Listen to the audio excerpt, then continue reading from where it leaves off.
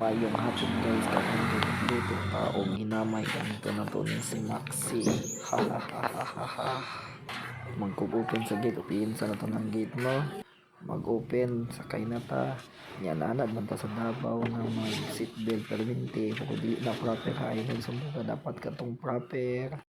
Lagi ka bulan na si Maxi. So, pato na tayo sa E-Mart. Magpalit ta o karne. Dili ka mamalit kay wapo o kwalidad ng ilang karne dire. No? Salamat kay E-Mart. Balik na ko may isa kay kilo kapin. So, 400 ito na gasto, no? Hi. Wala na nako gipakita gyud sa pag-slice kay natural. So ang pag-slice mo na gyapon, gi-slice ra nya ilunod na naon niya. Better na atong mga lamas o mga subak. Init pa tag mantika nya ilunod na ning mga unahon sa nato ni ang gulay luto kadali para humok siya no unya no. So ato ra naman dito kadali mga half cooks ra, half cooks. Ayun din na ta magsugod. So una na to ang bawang, sibuyas, uman, kaninang karne.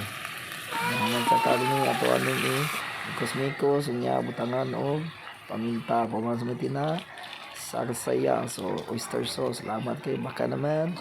Tuyo man, suka. Then ato nang mikos-mikos tabunan after 20 minutes. Gibutang na ang gulay. Pag magbutang gulay, tiud-tiud, tanganan na ito na og bali 100 na atsal. So, bali 100 na atsal, no? Tangan na.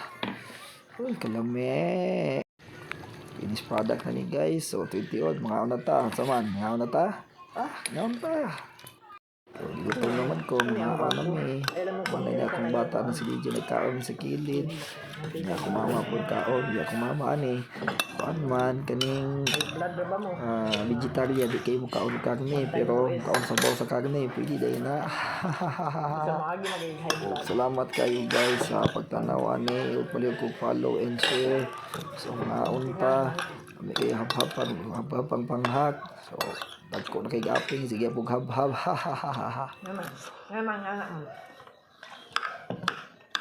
Ano man DJ? Ya, biglang kutob. Salamat o follow and share guys. Dakma TV.